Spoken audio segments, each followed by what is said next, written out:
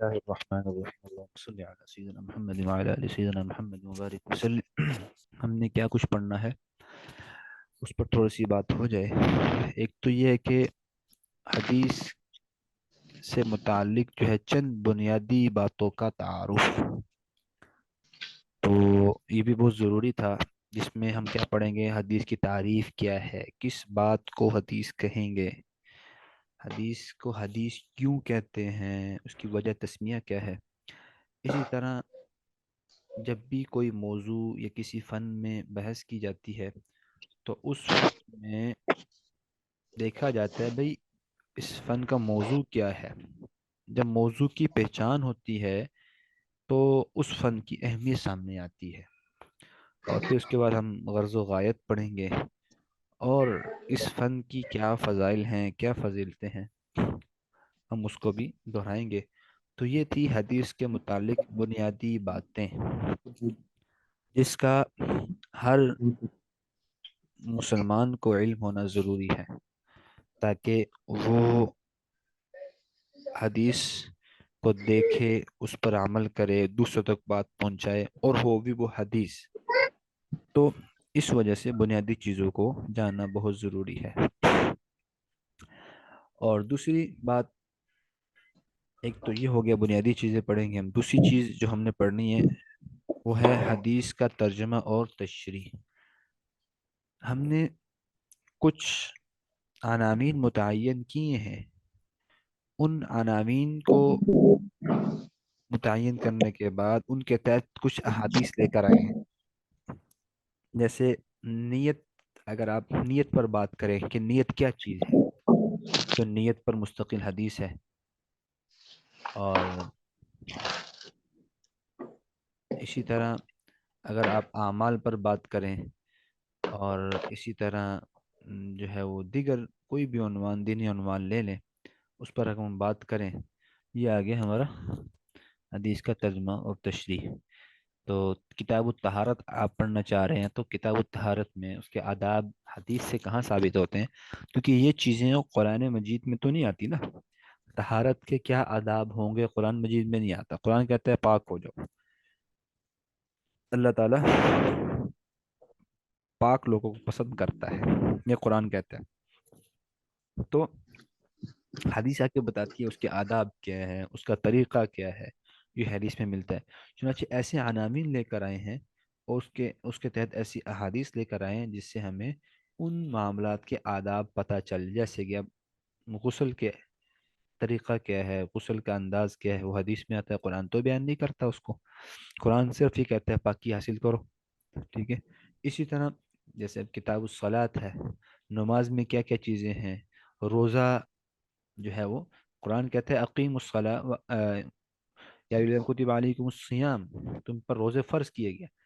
روزے جو ہے رمضان کے فرض ہیں، روزے کی کیفیت کیا ہوگی، روزے میں کرنا کیا ہے، روزے کا مقصد کیا ہے، وہ ہمیں کیا بتاتی ہے، حدیث آ کر بتاتی ہے۔ تو اسی طرح باب الرؤیت الہلال، چاند دیکھتے ہوئے کیا دعا پڑھنی ہے، کیا طریقہ کار ہے۔ اور اسی طرح زکوٰۃ کے حوالے سے، اور صدقہ کے حوالے سے، اور نکاح کے حوالے سے، اسی طرح دیگر عناوین بھی اس میں ہیں۔ تو انشاءاللہ اس میں کافی جو ہے وہ کافی شافی انسان کو معلومات اور علم حاصل ہوتا ہے، جس سے دین پر چلنا مزید آسان ہو جاتا ہے۔ تو ہم اس کو خالصاً ان احادیث سے پڑھیں گے جو صحیح مسلم اور بخاری کی صحیح احادیث ہیں۔ تو تیسرے نمبر پہ ہمارا ہوگا حفظ الحدیث۔ یہ ہے حفظ الحدیث کے لیے ہم نے حدیثیں متعین کی ہیں، جس میں اگر ہم کوشش کر لیں اس کو یاد کرنے کی تو انشاءاللہ یہ بہت ہی عمدہ ذخیرہ ہے۔ اللہ تعالیٰ، نبی علیہ السلام نے بھی ارشاد فرمایا نظر اللہ امرأ سمع مقالتی فحفظها ووعاها وأداها كما سمع۔ اللہ تعالیٰ سرسبز و شاداب رکھے اس شخص کو جس نے میری بات سنی اور اس کو یاد کیا اور دوسروں تک اس کو پہنچایا، اس کو اللہ تعالیٰ خوش و خرم رکھے۔ کتنی بڑی سعادت ہے کہ آپ علیہ السلام کی بات کو، قرآن کا کو یاد کرنا تو ایک الگ چیز ہے نا، حدیث کو بھی یاد کیا جائے. آپ علیہ السلام، یہ وہ الفاظ ہیں جو آپ علیہ السلام کے منہ مبارک سے نکلے ہوئے ہیں، تو اس کو بھی یاد کیا جائے، دوسروں تک پہنچایا جائے. تو اس پر آپ علیہ السلام کی دعا ہے. اللہ تعالیٰ سر سبز و شاداب رکھے اس شخص کو جس نے میری حدیث کو سنا، یاد کیا اور دوسروں تک پہنچایا. تو یہ ہوگی ہمارے موضوعات کا تعارف ہو گیا کہ ہم نے یہ 3 چیزیں پڑھنی ہے پورے کورس میں. تو آپ حضرات بھی کوشش کریں کہ ہم نے جو حدیثیں یاد والی ہوں گی اس کو یاد بھی کرنا ہے، جو پڑھنے والی ہوں گی اس کو اچھے سے سمجھنا ہے، اور جو حدیث کے متعلق بنیادی چیزیں ہوں گی اس کو بھی اچھے سے سمجھنا ہے. حدیث سے پہلے چند بنیادی باتوں کا جاننا نہایت ضروری ہے. پہلے نمبر پہ حدیث کی تعریف. حدیث کہتے کسے ہیں لغت میں؟ حدیث کا کیا معنی ہے؟ تو لغت میں اگر ہم دیکھیں تو حدیث کہتے ہیں بات کو، گفتگو کو، کلام کو، اور جو نئی چیز پیدا ہو جاتی ہے اس کو بھی حدیث کہتے ہیں. جو نئی چیز پیدا ہوتی ہے، تو جو ہم آپس میں بات کر رہے ہیں اس کو بھی حدیث کہتے ہیں. یہ ہے لغت کے اعتبار سے. لیکن ہم حدیث بول کر ایک خاص مراد لیتے ہیں. ہم حدیث بول کر اپنی گفتگو مراد نہیں لیتے. جب ہم خاص ضمن میں حدیث کا، جیسے کہ ہم نے حدیث لرننگ کورس کا عنوان رکھا ہے نا، اب یہاں پر وہ حدیث مراد نہیں ہے، وہ گفتگو مراد نہیں ہے جو ہم کر رہے ہیں، بلکہ کون سی گفتگو مراد ہے کہ ہم وہ حدیث کورس کروا رہے ہیں جو آپ علیہ السلام سے جس حدیث کا تعلق ہے، جس بات کا، جس گفتگو کا تعلق آپ علیہ السلام سے ہے، ہم اس کی بات کر رہے ہیں. بات سمجھ میں آئی؟ صحیح. جی. تو حدیث کا لغتاً کیا معنی کریں گے؟ گفتگو، کلام. تو لغوی اعتبار سے میری بات بھی حدیث ہے، آپ کی بات بھی حدیث ہے، اور ہم دونوں سے ہٹ کر کوئی بات کر رہا ہے، کلام کر رہا ہے، کوئی نئی چیز آ رہی ہے، تو اس کو بھی کیا کہیں گے؟ ہم حدیث کہیں گے. آئیے حدیث کا اصطلاحی معنی پڑھتے ہیں. حدیث کا اصطلاحی معنی پڑھتے ہیں. چنانچہ حدیث کی اصطلاحی تعریف ہے جمہور محدثین. جمہور کسے کہتے ہیں؟ جمہور کا معنی سمجھاتا جاؤں آپ کو. جمہور، کیونکہ جمہوریت ہم جب اپنے معاشرے میں لفظ بولتے ہیں جمہوریت، تو اس کا مطلب یہ ہوتا ہے کہ اکثر رائے، اکثر لوگوں کی رائے، تو جمہور کی رائے ہو جاتی ہے. تو جمہور محدثین یعنی محدثین میں سے اکثر جو ہے لوگوں کی جو تعریف کی ہے وہ کیا کی ہے؟ اقوال النبی و افعالہ و تقریراتہ. اقوال النبی، اقوال النبی و افعالہ و تقریراتہ. آپ علیہ السلام کے اقوال، اقوال کا معنی اقوال ہی ہے، وہ افعالہ، افعال بھی پتہ ہے آپ کو، افعال کہتے ہیں فعل، کام، آپ نے جو کام کیے. و تقریراتہ، اور آپ کی تقریرات کو حدیث کہتے ہیں. تقریرات کا میں معنی سمجھا دیتا ہوں آپ کو. تقریر کہتے ہیں، دیکھیے جی، میں آپ کے سامنے بیٹھا ہوں، ایک کام کر رہا ہوں، نہیں، آپ ایک کام کر رہے ہیں، میں آپ کے سامنے دیکھ رہا ہوں. تو آپ نے دیکھا کہ آپ لوگوں نے کوئی کام کیا، میں خاموش رہا، میں خاموش رہا، میں نے کچھ نہیں کہا. تو یہ بات اس بات کی دلیل ہوتی ہے کہ کام درست ہے. کسی استاد کے سامنے ایک آپ علیہ السلام شارع تھے نا، شارع تھے یعنی آپ علیہ السلام مکمل چیزوں کی تشریح کرنے والے تھے. جو اچھائی تھی اس کو بیان کرنے والے تھے، جو برائی تھی اس کو روکنے والے تھے. چنانچہ آپ علیہ السلام کے سامنے کوئی کام کیا گیا ہو، آپ علیہ السلام نے خاموشی اختیار کی ہو، تو اس کو کیا کہتے ہیں؟ تقریر کہتے ہیں. اس کی مثالیں آپ حضرات نے متعدد جگہ پر اس لحاظ سے تو نہیں پڑھی ہوں گی کہ آپ کو پہچان کروائی جائے تعریف کے حوالے سے، لیکن تو میں انشاءاللہ اس میں ہم دیکھیں گے. ابھی بلکہ دیکھ لیتے ہیں ہم نا. اب آپ نے بتانا ہے کہ یہ آپ علیہ السلام کی تقریر ہے، فعل ہے یا قول ہے. ٹھیک ہے، لیکن یہ ہے قال رسول اللہ صلی اللہ علیہ وسلم انما الاعمال بالنیات، ہوں، انما اعمالکم بالنیات یہ وانما، کون ہے؟ یہ کیا ہے؟ قول ہے. آپ علیہ السلام کا قول ہے. صحیح. اور اسی طرح نیچے والی حدیث میں آئے ہم ذرا، انما انا لکم بمنزلۃ الوالد اعلمکم، میں تمہارے باپ کی جگہ پر ہوں، تمہیں سکھاتا ہوں، میں تمہیں سکھاتا ہوں. تو اب یہ حدیث قول ہے، فعل ہے، یا تقریر قول ہے؟ ہے. ہاں یہ بھی کیا قول ہے.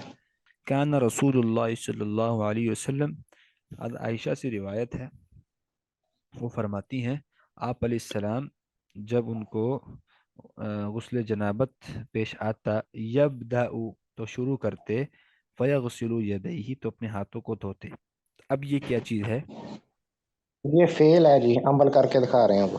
ہاں آپ علیہ السلام کا عمل بتا رہی ہے امی عائشہ رضی اللہ عنہ. تو اس کو بھی کیا کہیں گے؟ کوئی آپ سے کہہ سکتا ہے بھائی حدیث تو وہ ہوتی ہے جو کلام ہو، حدیث کون سی ہوتی ہے؟ جو کلام ہو. جبکہ یہاں پر تو کلام تو نہیں ہے، آپ علیہ السلام تو یہ نہیں فرما رہے، تو یہ حدیث تو نہیں ہوئی. تو آپ اس کو کہہ سکیں گے حضرت حدیث کا اطلاق تین چیزوں پر ہوتا ہے. ایک حدیث کا اطلاق ہوتا ہے قول پر، بات پر، ایک ہوتا ہے فعل پر، اور تقریر پر.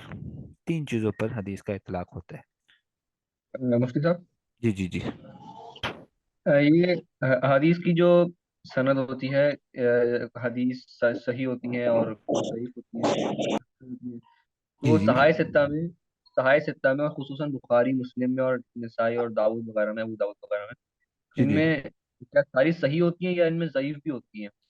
کیا کس طرح سے ہوتا ہے؟